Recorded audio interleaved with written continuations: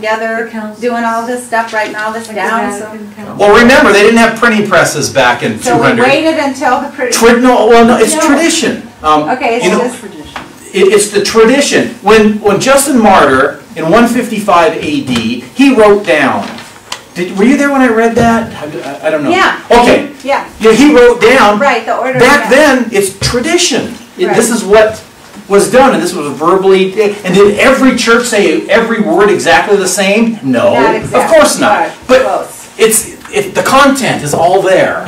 And then later on, as time goes on, they start to develop and formalize and establish, the rubrics on the exact components on how to say it and what to say.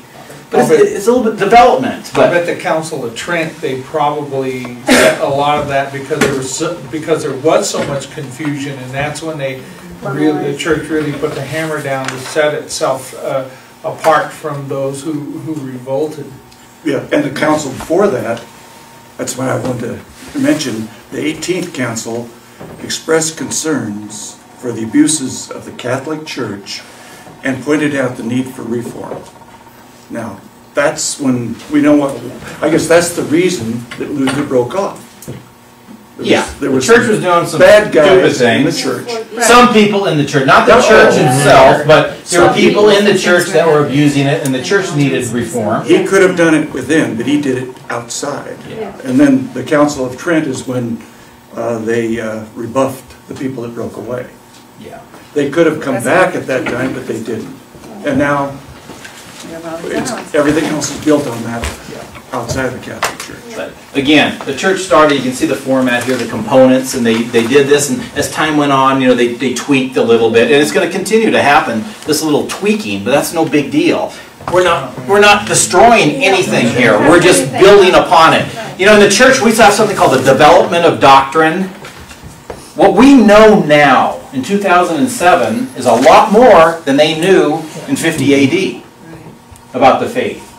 Not that what we know now is different or brand new. It's always been there, but over time we develop it and we define it better so that we have better understanding of it. So we don't change anything. That's the key. When you say development of doctrine, it doesn't mean you change doctrine. You're just supplementing it over time so you know more. A perfect example is the doctrine of the Trinity. In 33 AD, they knew something about the Trinity, but over time, the Council of Nicaea, 325, that's when they formally defined the doctrine of the Trinity. Well, it took 300 years for them to formally define it and build upon what they originally knew so people had a better understanding of it. They didn't change it, they just built upon it. Well, even in our lifetime, I was thinking when I was a young girl going to Mass, and what I learned was not nearly as great as what I can find today to be able to read. And just like what Father is reading in Mass, or on Sunday mornings about the Mass, what happens at Mass. Yeah, a lot of that. There's more information. Yeah, there's more information, there's more things. Yeah, so we're really growing fast. Well, guys, let's go ahead and take a break here. We've gone on quite a bit. We will continue. Just recapping again, the second to last paragraph. Christ established our worship practice. It's our responsibility to embrace what Christ established and get enthused about what He gave us rather than the other way around, doing what we want to do and changing things around. So summarizing the last paragraph on the bottom of page 4.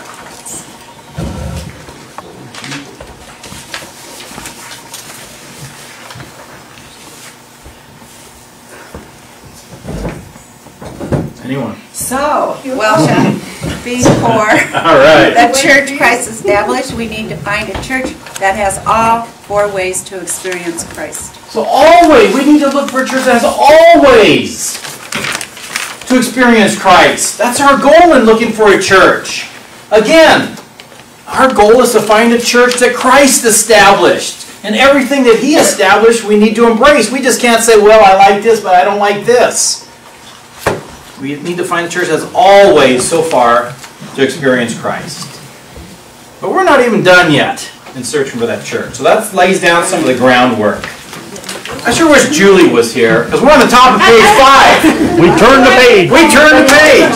We're making A month's worth. I know, we have about 4 months worth of passages here today, We're gonna get right? out of here by August, Yeah, we're working late on it. maybe August, but August. So, can somebody read the entire paragraph on the top of page 5? We're making incredible progress here.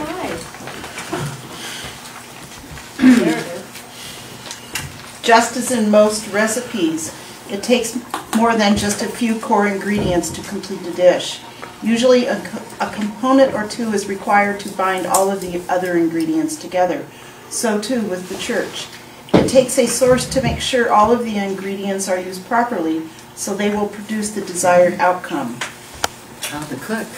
Oh! Now we've come up with all the ingredients we're looking for in the church. All these components that we just talked about.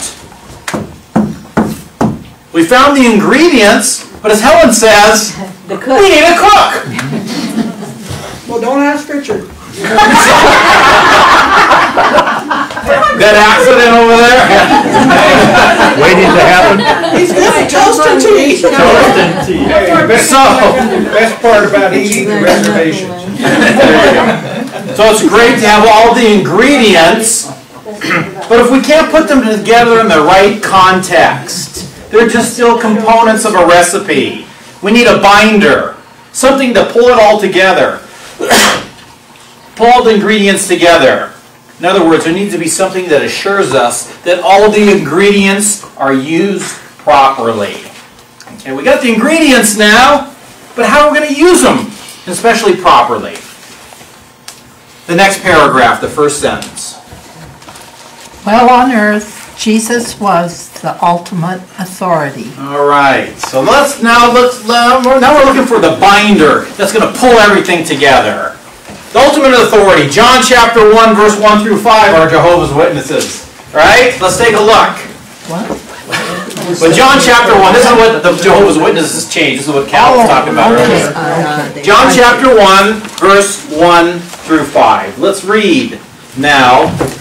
Now we're getting something called authority. We're looking for this binder now on how to pull everything together in an authoritative way. Someone want to read verses 1 through 5? John chapter 1. In the beginning was the Word, and the Word was with God, and the Word was God. He was the beginning with God. All things came to be through him, and without him nothing came to be.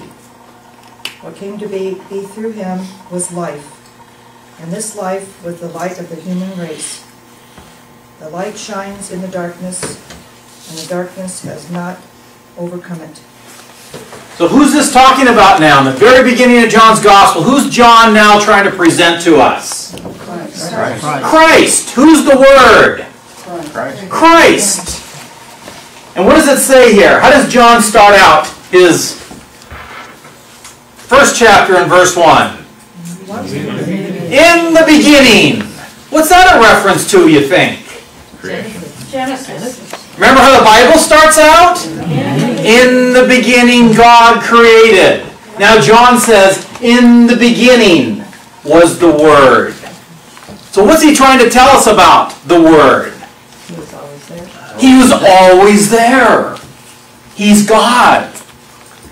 So now John is telling us, he's trying to give us now, who's this guy? Trying to build authority on Christ. He's there from the beginning. He's God.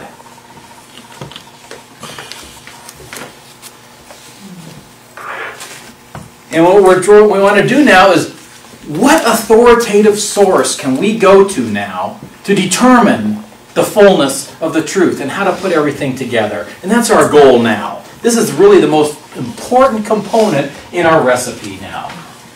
And when we talk about church, it's authority. This is the ultimate component that we always have to look for. So let's identify this authoritative source.